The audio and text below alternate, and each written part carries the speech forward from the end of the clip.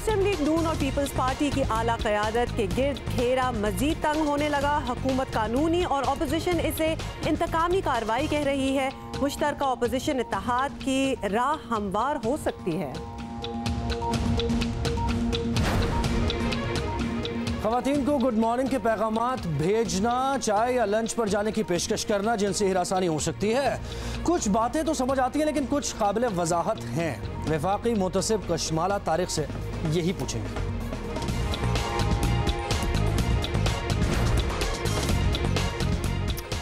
और आज याद करेंगे धुनों के बादशाह कहलाने वाले मौसीकार ख्वाजा खुर्शीद अनवर को। जबरदस्त गाने के साथ हमने शुरुआत की है, वेलकम वंस अगेन। तो ये ट्रिब्यूट जो है इसके लिए तो आपको इंतजार करना होगा because we have a lot of good songs today. अच्छा जी, बहुत सी बातें, लेकिन सबसे पहले आपको बताएं कि Pakistan, Iran, Afghanistan, Kyrgyzstan, Turkmenistan, Bharat और रूस समेत कई ममालिक में नौरोज़ का त्यौहार आज मनाया जा रहा है। बिल्कुल, नौरोज़ के त्यौहार पर कई ममालिक में आज सरकारी छुट्टी भी होती है। ये मौसम बहार की मुनासबत से मनाया जाता है और बुनियादी तौर पर पारसी मजहब के मानने वाले ये त्यौहार मनाते थे जिनके साल का आगाज़ इस दिन से होता था। ताहम आज ये त्यौहार मजहबी से ज़्यादा सकाफती रंग लिए हुए है। नौरोज़ के लिए हफ्त सीन का में सजा। अभी क्या है हफ्त सीन का में? अच्छा, ये बड़ी इंटरेस्टिंग चीज़ आपको बताएं कि हफ्त का मतलब है 7 और सीन का मतलब वो अशिया जिनके नाम का पहला हर्फ जो है वो सीन से शुरू हो, जैसे कि सेब हो गया, सब्जी होगी वगैरह। तो लिहाजा इसलिए कहते हैं हफ्त सीन। बिल्कुल, और त्यौहार तो सारे ही अपने ज़ाहिर होली हो, दिवाली हो या फिर माइनॉरिटीज़ के जितने भी त्यौहार हैं तो उनमें शामिल होकर आपको यकजहती का इजहार भी करना चाहिए। एब्सोल्युटली, बिल्कुल। ये भी त्यौहार इसी तरीके से बिल्कुल मनाना चाहिए। बिल्कुल, यही तो इसीलिए तो आपको दुनिया को कहा जा रहा है ना कि अब ये वो ग्लोबल विलेज बनता जा रहा है कि वैसे बाय द वे ऐसी टेबल होना। जी जी, तो फिर और क्या क्या आप इसमें पहचान रही हो? सेब है और सेब, ये ग्रीनरी है बीच में, ये ग्रीन तो खैर डेकोरेट किया है इसको टेबल को मेरे ख्याल से, मुझे लग रहा था, लेकिन आसपास इसके जो है ना वो सारी सीन से ये बड़े मुझे लग रहा है कि बड़ा इंटरेस्टिंग सा त्यौहार है। It is very interesting. इसका एक अच्छा, वो जिस तरह हमने बताया है कि जो आप ऑब्वियसली मौसम बदल रहा है, स्प्रिंग को आप वेलकम कर रहे हैं और आपको पता है कि हर साल इसका जो टाइम होता है बड़ा स्पेसिफिक किस्म का टाइम होता है और मुख्तलिफ होता है हर साल। बिल्कुल, तो इट इज नॉट कि जी रात तो बाहर की आमद होती है तो फिर ये कि एक चेहरों पे भी और दिलों में भी, ज़हनों में भी कुछ बाहर सी आई होती है, कुछ अच्छे अच्छे ख्यालात आ रहे होते हैं। वैसे इस वक्त जो सर्दी में लोग बैठे हुए हैं ना इस्लामाबाद और आगे फॉरवर्ड नॉर्थ, अप नॉर्थ हमें देख रहे हैं, वो कह रहे होंगे कि आपने मेरे ख्यालात की बात को ऐसे कट कर दिया, एकदम ऐसे कट कर दिया। मतलब मैं कौन से ख्यालात को ना कभी-कभार प्यार मोहब्बत के ख्यालात की बात कर रहा था, आपका कहाँ मतलब ऐसे क्या? अच्छा जी, प्राइम मिनिस्टर इमरान खान ने भी नौरोज की मुबारकबाद दी है और उन्होंने बिलावल भुट्टो भी शरीक होते हैं होली वगैरह में और दिवाली में। एब्सोल्युटली, बिल्कुल, हम दिखाते भी हैं। अच्छा जी, बहुत सी बातें और भी करनी है, our top stories as well, कुछ पॉलिटिकल बातों की तरफ भी आते हैं और आपको बताएं कि बिलावल, आपने चूंकि जिक्र किया, बिलावल और आसिफ जरदारी की नैब में पेशी हुई और नवाज शरीफ से मॉडल टाउन JIT ने पूछताछ भी की। यानी हिज़्ब इख्तिलाफ की दोनों बड़ी जमातों के रहनुमाओं के गिर्द घेरा तंग हो रहा है। मनी लॉन्ड्रिंग केस में आसिफ जरदारी और बिलावल ने नैब की तफ्तीशी टीम को बयान रिकॉर्ड करा दिया। ज़राए बताते हैं दोनों से 11 के करीब तफ्तीशी अफसरान ने एक ही कमरे में पूछताछ की और मुश्तरका सवालात भी किए गए। बिल्कुल, बाद में दोनों को मुश्तरका सवालनामा जारी क्या हुआ और उन्हें एक हफ्ते में जवाब जमा कराने की हिदायत भी की गई। बिलावल और आसिफ जरदारी की पेशी पर जियालों ने, अब ये जो खबर है थोड़ी सी ज़रा अजीब सी, जियालों ने नैब दफ्तर जाने की कोशिश की जिस पर पुलिस ने कार्रवाई करते हुए 150 से ज़ायद कारकुनान को हिरासत में भी लिया। पेशी के बाद न्यूज़ कॉन्फ्रेंस में बिलावल ने जारहाना अंदाज भी इख्तियार किया। क्या बिलावल का उस वक्त कैसे उन्होंने बोला, ज़रा सुनिए। नैब मुशर्रफ के दौर में बना और इसलिए बनाया गया ताकि पॉलिटिकल इंजीनियरिंग हो सके। पता नहीं क्यों हमारे लिए हर बार पिंडी ही एक किस्म की प्लेटफॉर्म बन जाता है, लेकिन हमने अपना एहतजाज रिकॉर्ड किया and we are going to continue to review this. अगर हिम्मत है तो बेनामी वज़ीर आज़म और पिछले इलेक्शंस पे ज़रा JIT बता दे, मगर अनफॉर्चुनेटली ये नहीं हो रहा है।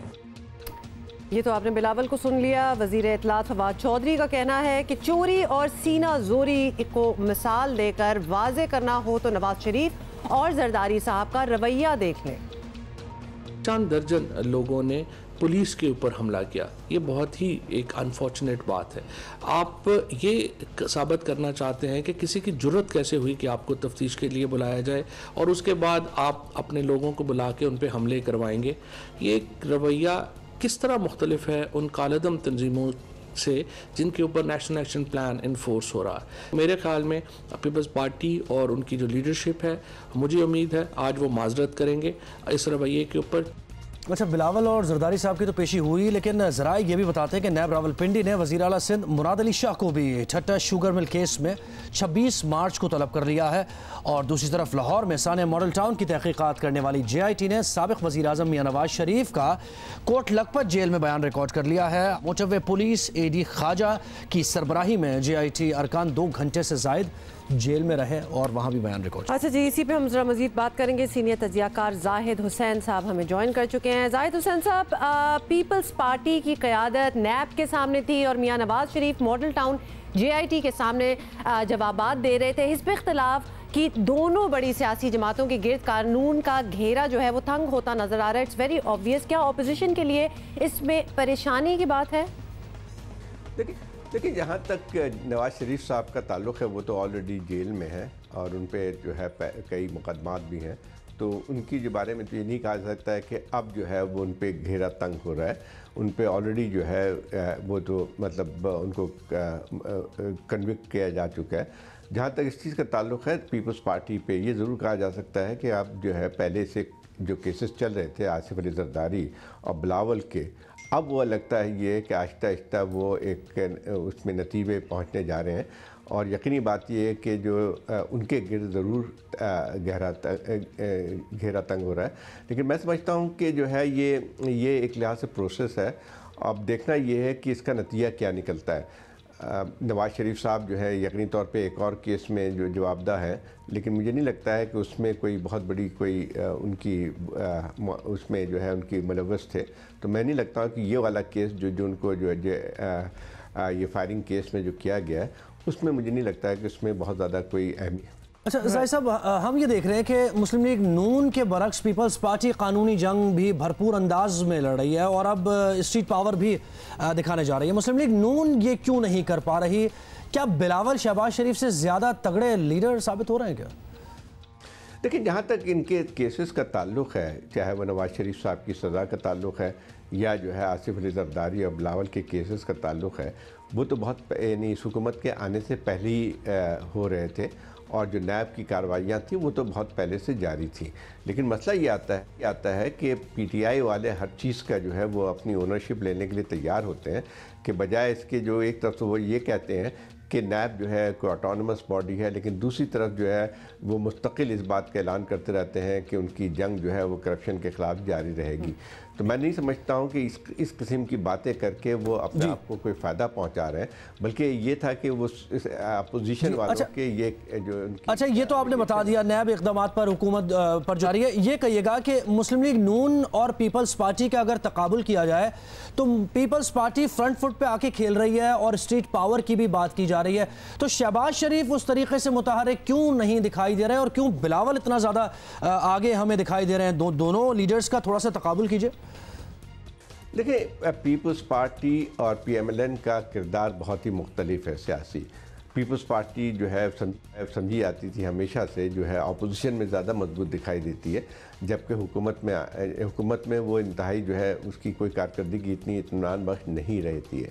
और ये बात भी सही है कि जो है वो पीपल्स पार्टी के लोग जो है वो ज़्यादा जो है जिसको कहते हैं कि ज़्यादा एक्टिव होते हैं इन चीज़ों में, और उसकी पहले भी हमें सामने मिसालें मौजूद हैं। जबकि PMLN कोई स्ट्रीट एजुटेशन में कभी भी उनकी कोई भी एक्सपीरियंस नहीं रहा है, और ना ही वो जो है एक लिहाज से उनकी कभी शो ऑफ स्ट्रेंथ हुई है स्ट्रीट पे। तो मैं ख्याल उनका कैरेक्टर भी सियासत में बहुत ही मुख्तलिफ रहा है और पीपल्स पार्टी का बहुत ही मुख्तलिफ रहा है। और उसी का इजहार जो है हम अभी भी देखते हैं कि जब मियां नवाज शरीफ साहब के नैब में हो रही थी या उनको जब गिरफ़्तार भी किया गया था, तो उस लिहाज से लोग सड़कों पे नहीं आए थे, और ना ही जो है और उनकी लीडरशिप भी जो है चंद एक के अलावा जो है वो तो खामोश होकर बैठी हुई थी। और अब मियाँ नवाज शरीफ साहब जेल में हैं, काफ़ी अर्सा हो गया उनको, और अभी भी हम देखते हैं कि जो उनकी पार्टी के दूसरे मेम्बरान हैं, जो दूसरे लीडरान हैं, वो सब के सब ऐसा लगता है कि जैसे एज यूजुअल, जो बिज़नेस एज यूजुअल उनके लिए। पीपल्स पार्टी का जो है कैरेक्टर हमेशा से राइट। जाहिद हुसैन साहब बहुत बहुत शुक्रिया हमसे बात करने का। लेकिन इसमें हुमा थोड़ी सी एक बात यह है कि जैसे बिलावल भुट्टो जरदारी जो नैरेटिव लेके चल रहे हैं ना, और जिस तरह चीज़ों को जोड़ रहे हैं एक दूसरे के साथ, वो ज़रा देखने वाली बात है। पीपल्स पार्टी की सीनियर क़यादत तो थोड़ा सा एक वेकअप कॉल देने की ज़रूरत है यहाँ में। Absolutely, why not. अच्छा, और दूसरी बात ये है कि what if all the opposition parties get together और वो एक मुश्तरका बिल्कुल करने का कहा जा रहा था, हमेशा थोड़े अरसे बाद उसकी बात उठती है।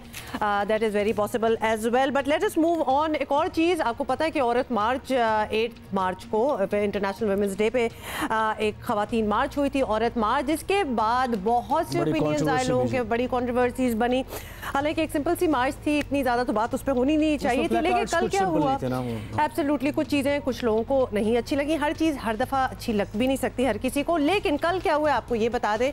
कल खैबर पख्तूनख्वा असेंबली के अरकान एक ऐसे मसले को लेकर बैठे जो उनकी नज़र में सूबे के तमाम मसाइल से बढ़कर था। असेंबली की ख़वातीन अरकान ने औरत मार्च के ख़िलाफ़ एक करारदाद पेश की। करारदाद में कहा गया औरत मार्च के पोस्टर्स गैर शरई और इस्लामी तालीमात के ख़िलाफ़ थे और मार्च का मकसद ख़ानदानी निज़ाम और माशरती रवायात को तबाह करना है। ये करारदाद सिर्फ पेश नहीं हुई बल्कि मंजूर भी हो गई। बिल्कुल, औरत मार्च के पोस्टर्स किसी को पसंद आए, जैसे आपने कहा किसी को नहीं आया, लेकिन जो कल हुआ वो शायद सबसे ज़्यादा अफसोसनाक बात है। बिल्कुल इसमें कोई दो राय नहीं है। एक सूबे के मुंतखब नुमाइंदों ने मेट्रो बस मनसूबे में ताख़ीर, करप्शन, जंगलात की कटाई, ख़वातीन के कत्ल के बढ़ते वाक़यात और उसके ऊपर अमन अमान की सूरत हाल पर कुछ कहने के बजाय औरत मार्च पर बात करना ज़्यादा अहम समझा। पोस्टर्स पर दर्ज मुतालबात को गैर शरई कहने की कोई मिसाल पेश कर दी जाती तो लोगों को समझने में शायद थोड़ी सी ही आसानी होती। एब्सोल्युटली, थोड़ी सी एक्सप्लेनेशन अगर दे देते तो बहुत ही आसान होता। लेकिन खैर, बॉटम लाइन ये है कि इतने और मसले हैं, हमने पूरे गिनवा दिए, इतने और मसले हैं, पहले उनको तो हल कर ले। ये 4-5 औरतें क्या निकल आई, ये प्रॉब्लम पड़ गई सारों को। But anyway, we won't talk too much about it. बात है ना कि आपकी प्रायोरिटीज पे क्या है, हमने सारी चीजें बताई। प्लीज पहले जाके अपना BRT वगैरह कंप्लीट करें तो बाकी कोई और बात होगी। अच्छा जी, एक और चीज आपको बताएं, एंड दिस इज इंटरेस्टिंग, हालांकि मुझे लगता नहीं था कि ऐसा है, लेकिन अब मुझे लगता था। अच्छा, बताते थे, चप्पा यहाँ का देखा ना तो मुझे लगता था ऐसा है। अच्छा जी, बात करते हैं सबसे बिल्कुल सस्ते शहरों की, और यू एक रिपोर्ट है उसके मुताबिक दुनिया के सबसे सस्ते जो शहर है वो वेनेजुएला का शहर कराकस है जी, कराकस है, और शाम का शहर दमिश्क दूसरे पर है, उज़्बेकिस्तान का शहर ताशकंद तीसरे नंबर पर है, और चौथे पे 5 और इस फहरिस्त में पाकिस्तान का भी एक शहर है जी, इसलिए मैं हैरान थी। और जी, ये बिल्कुल सुनने ये है सस्ते तरीन शहरों की इस फहरिस्त में छठे नंबर पर मौजूद शहर का नाम है कराची जी। अब Karachi, to be very honest, मुझे तो लगता है कि क्या लालूखेत नहीं। अब ऑब्वियसली अब लालूखेत जाके मैंने एक एक कोने में तो नहीं देखा, लेकिन हाँ, जनरली आपको पता है गए ना गुलिस्तान जोर गए, गुलशन। हाँ, यस यस एब्सोल्युटली। आप देख कर जाइएगा। इतवार बाजार गई किसी इतवार बाजार? आई लव इतवार बाजार, एंड बाय द वे इतवार बाजार में तो ऑलमोस्ट हर शहर में गई हुई हूं। I love the one in Islamabad. इस तरह के बाजार लगते हैं। अब तो मतलब आपकी लगता है फेरिस्त स्टार्ट ही होगी, बट एनीवे जी, खुश हो जाए, कराची जो है ये मुशाहिदा है। और इसके अलावा 3 भारतीय शहर भी हैं आपको बता दें, और चेन्नई, बेंगलोर और दिल्ली भी सस्ते शहरों में शुमार होता है। लेकिन हमारे कान में team member has also told us कि ये वो शहर है कराची की हम बात कर रहे हैं, जहां हम लिटरली कितने रुपए में, व्हाट डिड यू से, 30 रुपए में पेट भर के आप खाना भी खा सकते हैं। बिल्कुल, जरा सदर के आसपास अब जाएं, पेट भर के खाना और जबरदस्त मजेदार खाना। अच्छा, और साथ ही हमें इनविटेशन भी आ गया कि आज पूरी टीम जो है ना वो 30 रुपए पे सारे हमें खिला रही है ना खाना खाएंगे। एब्सोल्युटली। अच्छा जी, चलिए, ये तो हमने आपको एक खुशी की बात करनी थी। Otherwise I am sorry to say, but ना जो सबसे ज्यादा लिस्ट में वो होती है ना कि सबसे ज़्यादा पोल्यूशन किधर है, तो गंदगी किधर है, अनसेफ किधर है, तो उसमें कभी कभार हमारे शहरों के नाम आ जाते हैं। ये वाला सस्ते वाले में हम ओके बताएं। बिल्कुल, गरीब परवर शहर है और गरीबों को हम अकोमोडेट भी करते हैं। आए हमारे पास आए, उसूल बिलाद बड़ा ज़बरदस्त लगता है हमारी बात की है, क्योंकि हम डिफरेंट शहरों से इधर आ गए हैं ना। आपको बताएं जी, वफाकी मुख्तसिब बराए इंसदाद हरासानी कशमाला तारिक का कहना है कि ख़वातीन को गुड मॉर्निंग मैसेज भेजना भी हरासमेंट में आता है, और इसकी पूरी उन्होंने एक एक्सप्लेनेशन भी दी है। दफातर के नायब कासिद भी ख़वातीन को हरास करते हैं। बिल्कुल इसी तरह हरासानी जिनसी ही नहीं किसी भी किस्म की हो सकती है। और उनका कहना था कि अगर आपको कोई बार बार चाय पर जाने का कहे वो भी हरासमेंट में आता है। एक दफा सुन लेंगे उन्होंने क्या कहा। सुबह सुबह आप जो मैसेज भेजते हैं, गुड मॉर्निंग, अल्लाह के बाबरकत नाम से आज का दिन बहुत अच्छा गुजरे, सो दैट इज हैरेसमेंट। आप सबको, जो मेरे भाई उधर खड़े हुए मुस्कुरा रहे हैं, ये सबको ये जान ले कि अनवांटेड मैसेजेस और कोई उसको जवाब नहीं दे रहा या उसको स्नब कर रहा है, दे कम अंडर हैरेसमेंट। बाद में ट्विटर पर अपने पैगाम में कशमाला तारिक का यह कहना था कि लोगों को अपने इख्तियारात खवातीन का इस्तेहसाल करने के लिए इस्तेमाल नहीं करने चाहिए, ना उन्हें लंच या चाय पर ले जाने के लिए इसरार करना चाहिए, और ये भी कि हिरासानी के ये मुतरादिफ है। अनवांटेड टेक्स्ट मैसेजेस और सोशल मीडिया पर ताक़ुब भी हिरासानी में आता है, ये कशमाला तारिक ने कहा। वैसे to a certain extent I do agree. जब आपको 50 गुड मॉर्निंग्स के बाद 50 गुड मॉर्निंग्स के बाद आपको वापस गुड मॉर्निंग का जवाब नहीं मिला उस मैसेज का, तो रुक जाए। एनीवे जी, कशमाला तारिक हमारे साथ हैं, उन्हीं से बात करते हैं। और Kashmala, thank you so much for joining us this morning. आपने एक बात की जिस पे हम बात भी कर रहे हैं कि खवातीन को गुड मॉर्निंग का मैसेज करना हरासमेंट है। Of course there is a context there, तो इस पर काफ़ी बहस चल पड़ी है। आपका मकसद क्या था? अगर आप वजाहत करते हैं इस बात की। बात ये कह रही थी कि एनी अनवांटेड और अनवेलकमिंग मैसेजेस जो लोग बार बार कर रहे होते हैं हर सुबह उठ के, या इस किस्म के अनवांटेड मैसेजेस किसी भी सोशल मीडिया के फ्रंट के ऊपर, तो वो उनसे मैं कह रही थी कि आपको अपने हकूक़ का पता होना चाहिए। साइबर क्राइम के लॉज हैं, हमारे लॉज हैं, उनकी किस तरह आप उनको अवेल कर सकते हैं। Women should speak up, women should stand up, women should know their rights.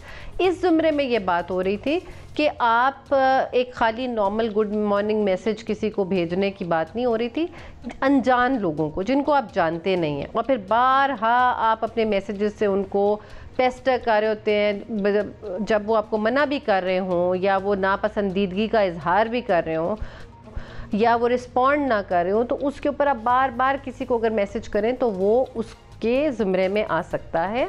ये उस कॉन्टेक्स्ट में बात हो रही थी। तो अफसोस की बात यह है कि मीडिया ने सिर्फ एक लाइन पिक की और उसके बाद का जुमला साथ ऐड नहीं किया, जो कि पूरे सेंटेंस की कंस्ट्रक्शन में उसका मतलब एक्सप्लेन कर रहा था कि वाई आई सेड दिस। जब मैंने ये बात की तो उसको क्वालिफाई क्या बात कर रही थी कि एनी अनवेलकमिंग और अनवांटेड मैसेजेस जो है।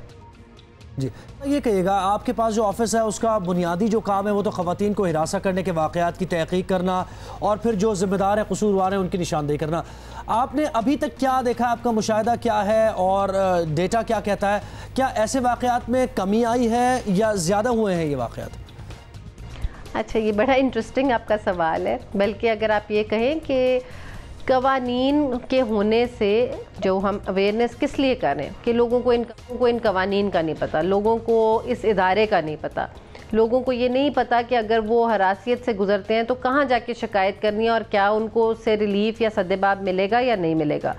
तो इससे नंबर हैरेसमेंट का कम होना इज़ नॉट द पॉइंट कि कितने लोग रिपोर्ट कर रहे हैं, ज़्यादा बढ़ रहे हैं, रिपोर्टिंग ज़्यादा हो रही है कि नहीं, ये ज़्यादा ज़रूरी है।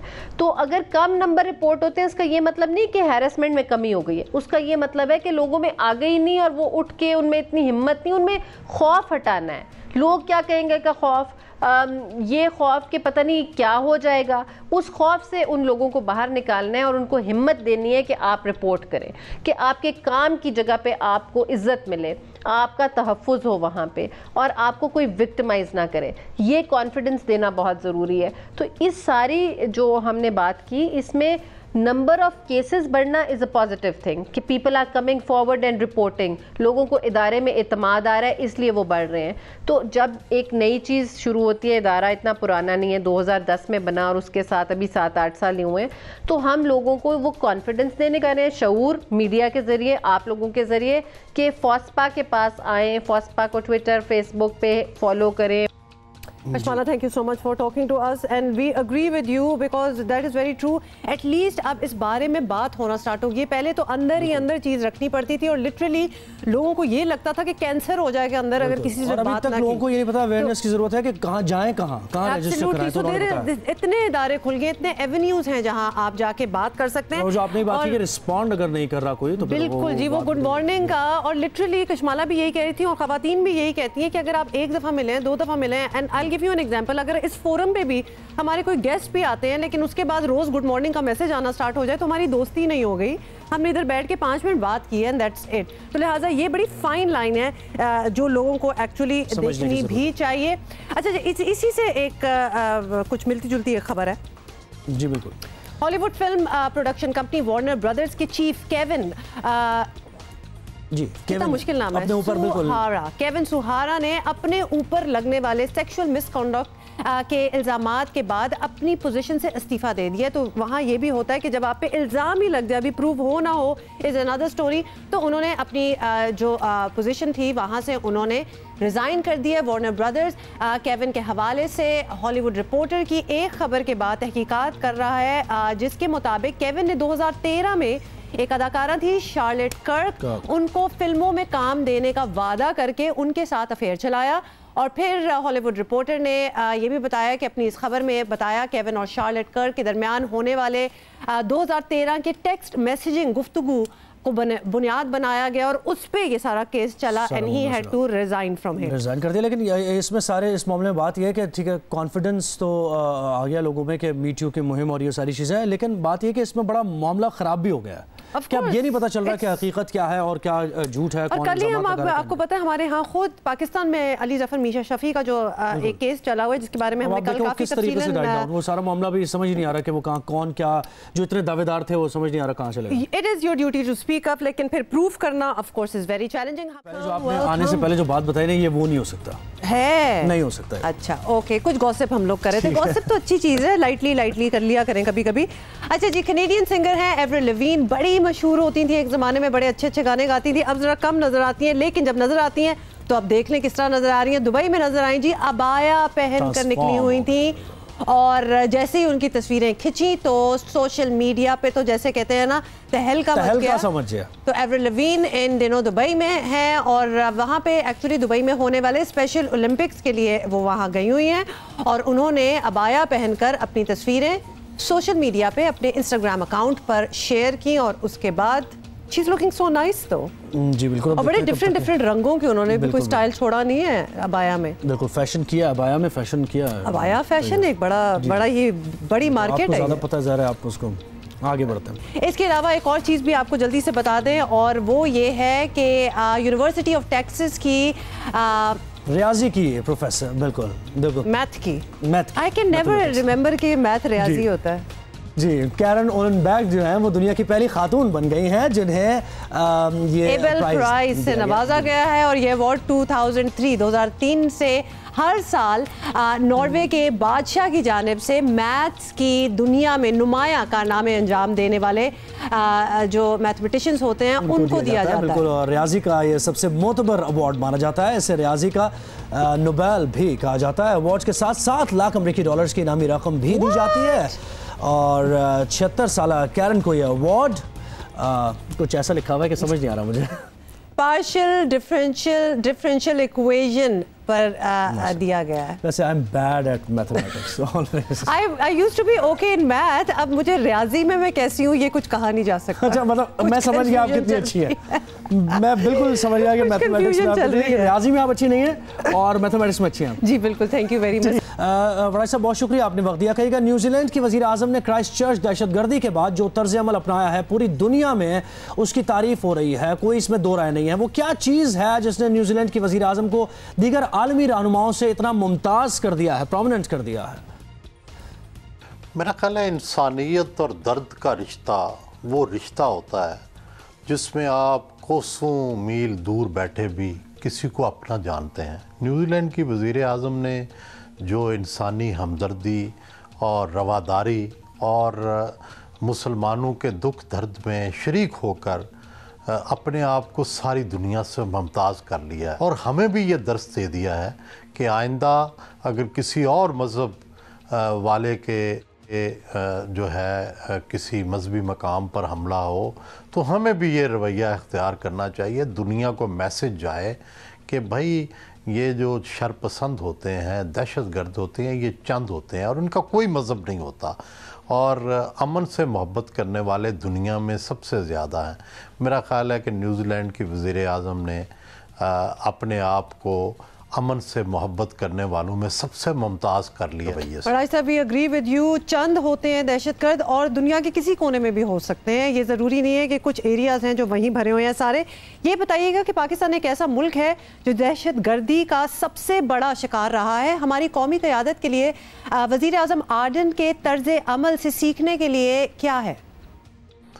देखें, यही बात है कि हम तो ख़ुद जो है वो दहशतगर्दी का शिकार रहे हैं। शायद सबसे ज़्यादा दहशतगर्दी का नुकसान भी हमें ही हुआ है और हम ही दुनिया भर में सबसे ज़्यादा सक्सेसफुल भी रहे हैं।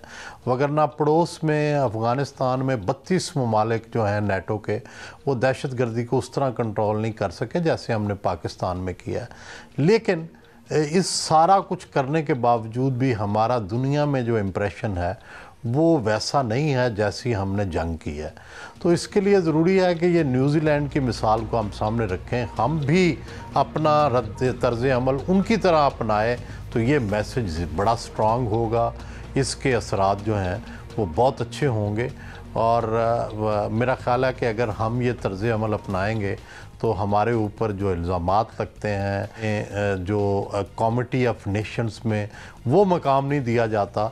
हालांकि अगर जितने हमारे शहीद हुए हैं अगर वो देखा जाए तो हमें तो सबसे ज़्यादा दुनिया की हमदर्दियों मिलनी चाहिए थी।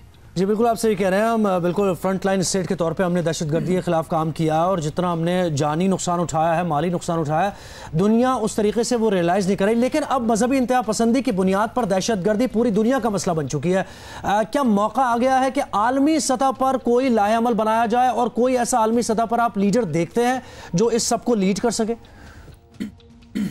मेरा ख्याल है कि न्यूज़ीलैंड की वज़ीर आज़म ही इसके लिए बड़ी मुनासिब जो है उम्मीदवार होंगी और जिस तरह से उन्होंने तर्ज़ अमल अपनाया, अगर सारी दुनिया यही तर्ज़ अमल अपनाए, पाकिस्तान भी, अमेरिका भी, तो बहुत शकनी होगी जो मजहबी दहशतगर्द हैं और मज़हब के नाम पर दहशत करने वाले हैं। लेकिन मसला तो ये है ना कि आज की दुनिया में जहाँ एक तरफ मजहबी दहशतगर्द हैं, दूसरी तरफ जो है सदर ट्रंप जैसे लोग भी मौजूद हैं जो इंतहा पसंदी की दूसरी सतह पर हैं। तो जहां मजहबी दहशतगर्दी की ख़त्म करने की ज़रूरत है, वहां हमें ये रवैये भी ख़त्म करने की ज़रूरत है जो इंतहा पसंदी की तरफ ले जाते हैं, जो दूसरे जो इमिग्रेंट्स हैं उनको बुरी नज़र से हैं, वो जो दूसरे रंग के लोगों को बुरी नज़र से देखते हैं, वो जो किसी को कमतर समझते हैं और अपने आप को बुलंदतर। तो ये सारे रवैये ख़त्म होंगे। यूनाइटेड नेशंस इन रवैयों के बारे में पहले ही ह्यूमन राइट्स चार्टर जो है वो जारी कर चुका है। ज़रूरत इस बात की है कि उस चार्टर पर अमल किया जाए और ये जो ताज़ा वाक़यात हुए हैं इनके बारे में एक मेरा ख्याल है यूनाइटेड नेशंस के अंदर कॉन्फ्रेंस होनी चाहिए। न्यूज़ीलैंड की प्राइम मिनिस्टर को उसकी सुननी चाहिए। बहुत बहुत शुक्रिया वराज साहब हमसे बात करने का। और यकीनन आप जो कह रहे हैं, ख़ासतौर पे ये टर्मिनोलॉजी जब यूज़ होती है तो जो ताज़ा वाक़यात हुए, इतने वाक़यात ऐसे होना स्टार्ट हो गए हैं कि हमें लिटरली इस तरह रिलेट करना पड़ता है कि रिसेंटली कौन सा हुआ है। और टॉलरेंस की बहुत ज़रूरत है, बहुत ज़रूरत है। और जिस तरह हम पहले भी बात कर रहे थे सुहेब के, अब तो वो इतना ग्लोबल विलेज बन चुकी है दुनिया कि कोई इंसान भी कहीं भी रह सकता है, कोई मजहब हो, कोई nationality, any background, any colour. और आप ये देखें कि दहशतगर्दी एक आलमी मसला बन गया और ख़ित्ते में जो दहशतगर्दी इस वक्त कर रहा है वो भारत है। जिस तरीके से वो ख़ित्ते में अमन को बर्बाद करना चाह रहा है वो सबके सामने ही है। और पाकिस्तानी अफवाज ने जिस तरीके से उसका भरपूर जवाब दिया है, पाक फ़ज़ाइया ने और फिर पाक नेवी ने जैसे जवाब दिया है, वो काबिल तहसीन है। भारत को समझ आ गया होगा ये जंगी जुनून जो है इसका भरपूर जवाब हमारे पास नहीं है। बिल्कुल जी, तो उसके बारे में भी हम बात करेंगे, लेकिन कुछ और आगे बढ़ते हैं और कुछ सवालात भी हैं जिनके जवाब जानने की कोशिश हमारे साथ रही हैं। कुछ सवाल भी हैं जो जानने की कोशिश करेंगे। बड़ी अजीब सी कुछ बातें हो रही है। सिंध असेंबली की 20 कायमा कमेटीज़, पब्लिक अकाउंट्स कमेटी और फाइनेंस कमेटीज़ के लिए पीपल्स पार्टी, MMA और तहरीक लब्बैक के अरकान बिला मुकाबला मुंतखब हो गए। और मजाक देखें कि नैब मुकदमात का सामना करने वाली फरियाल तालपुर और शर्जील मेमन दूसरों का एहतसाब करने वाली PAC के रुकन बन गए। ये आपने मजाक से अच्छी बात स्टार्ट की थी, बिकॉज वाकई ये मजाक लग रहा था। लेकिन एनी में आपको ये भी बता दें कि 14 कायमा कमेटियों के लिए किसी रुकन ने कागजात जमा नहीं कराए थे। PTI, MQM और GDA अरकान ने इलेक्शन का बॉयकॉट किया। इलेक्शन है, उससे हम कोई ऑपोजिशन का अरकान उसमें हिस्सा नहीं लेगा। स्टैंडिंग कमेटीज का, जिसमें पब्लिक अकाउंट्स कमेटी, जितनी सेलेक्ट कमेटीज हैं उसकी चेयरमैनशिप भी और उसकी मेंबरशिप भी। मुबारक आपको। हम अपनी ऑपोजिशन और एहतजाज को जारी रखेंगे असेंबली के अंदर। अच्छा, अब मामला ये हुआ कि शर्जील मेमन ने बाद में खुद ही कमेटी से इस्तीफा दे दिया, लेकिन उन्हें नामजद करके, ये सवाल ये है, उन्हें नामजद करके बिला मुकाबला मुंतखब करवाने वाली पीपल्स पार्टी को कुछ तो सोचना चाहिए। पीपल्स पार्टी रहनुमा सईद गनी से बात करेंगे क्योंकि सवाल हमने काफ़ी उठा दिया। सईद गनी साहब, बहुत बहुत शुक्रिया हमें ज्वाइन करने का। आप एक सीनियर सियासतदान हैं। पीपल्स पार्टी पाकिस्तान की सबसे पुरानी जमहूरी जमात है। इस पार्टी की जानिब से पब्लिक अकाउंट्स कमेटी में ऐसे अफराद को शामिल रखना जिन पर मेगा करप्शन के इल्जामात हों, इसकी क्या वजाहत हो सकती है? आप क्या कहेंगे? लेकिन पहली बात तो ये है कि पब्लिक अकाउंट्स कमेटी में नैब की जो तहकीकात हैं वो उसके दायरे में नहीं आती हैं। दूसरी बात यह है कि अगर किसी के ऊपर सिर्फ इल्ज़ाम है तो उस इल्ज़ाम की बुनियाद पर आप किसी को नाअहल नहीं करार दे सकते किसी भी ओहदे से। हाँ, अगर नैब में किसी को सज़ा हो जाए, उसके ऊपर लगाए गए जो इल्ज़ाम हैं वो साबित हो जाएं, उसके बाद इस पर बात हो सकती है। लेकिन इस वक्त अगर किसी का नाम है तो उसके मुतल्लिक़ ऐसी बात मुनासिब नहीं। और मेरी इतलात के मुताबिक शर्जील मेमन साहब ने शायद पर माजरत भी कर ली है कि वो उसके मेंबर नहीं बनना चाहते। अच्छा, सईद गनी साहब ये कहिएगा, शर्जील मेमन तो खैर चलें खुद ही मुस्ताफ़ी हो गए, लेकिन फरियाल तालपुर पर भी मेगा करप्शन के बड़े बड़े इल्ज़ामात हैं। उनका पब्लिक अकाउंट्स कमेटी में रहना क्या मुनासिब है?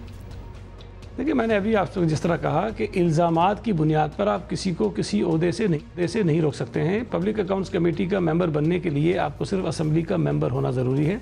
और फरियाल तालपुर साहिबा इस वक्त असम्बली की मेंबर हैं, तो अगर असम्बली की मेंबर वो मुंतखब हो सकती हैं तो किसी कमेटी में भी जा सकती हैं।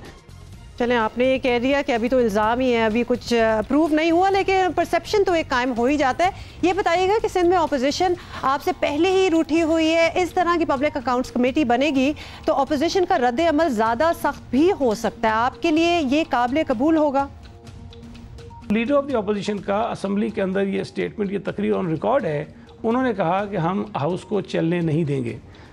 जो मैं समझता हूँ कि हॉस्टेज बनाना चाहते थे हाउस को, हमने उसके बगैर भी हाउस चलाया है। हम नहीं चाहते कि अपोजिशन बाहर रहे, लेकिन अगर वो बिला वजह एक प्लान बना के बैठे हैं, तय करके बैठे हैं कि जी हमने चलने नहीं देना, तो इसका तो कोई हल नहीं। और ये जो बातें मैंने आपको बताई हैं ये मैं साबित कर सकता हूँ, इनके सामने बैठ के बात कर सकता हूँ। कमेटीज़ पर हट दर्मी का मुजाहरा उनकी तरफ से हुआ है, हमारी तरफ से नहीं हुआ है, और इनको आना चाहिए। ये मैं समझता हूँ कि अपना जो इनका किरदार बनता है कानूनी तौर पर, आइनी तौर पर जो इनकी जिम्मेदारी बनती है कि असम्बली के अंदर हुकूमत को अकाउंटेबल करें, कमेटीज़ के अंदर हुकूमत को अकाउंटेबल करें। अगर ये उसके अंदर नहीं आएंगे तो निज़ाम चलता रहेगा, इनकी वजह से निज़ाम रुकेगा नहीं। अलबत्ता ये ज़रूर होगा कि ये अपनी जो बुनियादी जिम्मेदारियाँ हैं जी और अपनी वजाहत देने की बहरहाल कोशिश कर रहे थे। क्योंकि टाइम बहुत कम है, आपको जल्दी से बता दें कि सुप्रीम कोर्ट की जानिब से अदालती इस्लाहात की जानिब इक़दामात उठाने पर वुकला खुश नहीं है और कई शहरों में हड़ताल जारी है। National judicial policy making committee के फैसले के खिलाफ मुख्तलिफ शहरों में वुकला का एहतजाज जारी है और गुज़िश्ता रोज़ भी मुख्तलिफ शहरों में वुकला ने अदालतों के बॉयकॉट कर दिया, जिसके बायस हज़ारों मुकदमात इल्तवा का शिकार हो गए। और आपको ये भी बताएं कि मार्च में चीफ जस्टिस की सरबराही में national judicial policy making committee ने यह फैसला किया था कि सेशन कोर्ट्स अब ज़ाब्ता फौजदारी की शिक 22A और जी 22 और बी की दरखास्तों पर कार्रवाई नहीं करेंगे। इस इक़दाम से मातहत अदलिया पर 5 लाख केसेस का बोझ कम होगा। पाकिस्तान बार काउंसिल का कहना है कि 22A और B पर नेशनल जुडिशल पॉलिसी के तहत किए गए फैसले को मुस्तरद करते हैं। जब तक इस फैसले को वापस नहीं लिया जाता तब तक कोई बात नहीं होगी। इस पर ही हम बात करते हैं। पाकिस्तान बार काउंसिल के कामरान मुर्तज़ा साहब ने हमें ज्वाइन किया है। कामरान साहब, बहुत शुक्रिया, आपने वक्त दिया। कहिएगा, पहले तो ये बताएं कि वकला का बुनियादी मुतालबा क्या है? आप लोग सुप्रीम कोर्ट के वज़ा करदा नए तरीक़ेकार में क्या तब्दीली चाहते हैं और क्यों चाहते हैं? हमारा असूली सा मौक़िफ़ है, एक तो ये कि लेजिस्लेटर ने जो कुछ किया हुआ है उसको सुप्रीम कोर्ट चेंज नहीं कर सकती, उसमें कोई फुल स्टॉप और कामा भी जो है ना वो ऐड नहीं कर सकती या डिलीट नहीं कर सकती। तो ये बात हो गई। दूसरी बात ये है कि हर अदारे का अपना एक डोमेन है और दूसरे डोमेन का, दूसरे अदारे का जो भी उसका वो डोमेन है उसका एहतराम होना यकीनन चाहिए। हमारा अदलिया से भी एहतराम है और बहुत एहतराम है, मगर बात यह है कि जब लेजिस्लेटर ने एक चीज़ तय कर दी हुई है, उनका अपना डोमेन है, तो आप दरमियान में एक और स्टेप देने के लिए जो है ना वो आपका तो काम नहीं है। आप को ये नहीं चाहिए था कि आप कहें कि जी पहले जो है ना उसमें कोर्ट में आने से पहले जो है या जस्टिस ऑफ पीस में के पास आने से पहले आप एसपी के पास भी जाइए। तो ये तो इनका काम नहीं है। तीसरी बात इसमें यह है कि लिटिगेंट, ये पहले एक हमारा जो मुल्क है ये कोई हमारा प्यारा मुल्क है, हमारा प्यारा वतन है, मगर पुलिस स्टेट तो बनी हुई है ना हमारे इस प्यारे वतन में भी। तो उस प्यारे वतन में जो ना आपने पुलिस स्टेट को और स्ट्रेंथन करने के जो ना वो जो तरीक़ाकार बता दिया, यानी SHO की के ख़िलाफ़ जो है ना वो कंप्लेंट फ़ाइल होगी SP के ख़िलाफ़, अपने किसी SHO के ख़िलाफ़ वो कुछ कार्रवाई करेगा या नहीं करेगा, ये कामरान मुर्तज़ा साहब, ये भी बताइएगा कि इन मामलात के साथ एक पेशरफ्त ये भी है कि सुप्रीम कोर्ट ये फैसला करने वाली है कि दहशतगर्दी की तारीफ क्या है, इसको डिफ़ाइन कैसे किया जा सकता है, कौन सा केस दहशतगर्दी के ज़ुमरे में आता है और कौन सा नहीं, इस पर आपकी क्या राय है? देखिए, यकीनन इस बात की तारीफ़ होनी चाहिए। तारीफ़ पहले भी हो चुकी है और उसमें दो तरह की, एक तो जावेद साहब जो इस वक्त जो ना नैब के चेयरमैन है, एक उनके ज़माने में एक उनकी जजमेंट हुआ करती थी जिसमें उन्होंने हर चीज़ को दहशतगर्दी में जो है शामिल कर दिया था। और एक जो है ना वो हमारे अपना मौजूदा चीफ जस्टिस साहब की जो है ना वो अपना व्यू है, उनके मुताबिक जो है ना वो सेक्शन 6 को सामने रख के और फिर उसके बाद जो है ना वो दहशतगर्दी का वो होता है। मगर स्टिल जो है ना वो कॉन्ट्रडिक्शन है, इस कॉन्ट्रडिक्शन को रिजॉल्व भी होना चाहिए। और जो इस वक्त व्यू प्रवेल कर रहा है मौजूदा चीफ साहब का, वो व्यू प्रवेल कर रहा है, मगर इसमें बड़े बेंच की कोई जजमेंट आ जाए तो यकीनन जी, अभी बार और बेंच के मामला जो है इनमें आपस में कोऑर्डिनेशन होना। Alright, so this is it for today. आज यही टाइम है हमारे पास, लेकिन इंशाल्लाह कल मुलाकात होगी और जो है मेरे साथ होंगे। आप बताएं, हुक्म करेंगे तो मैं जरूर। इनका मतलब है हाँ। Okay, see you tomorrow.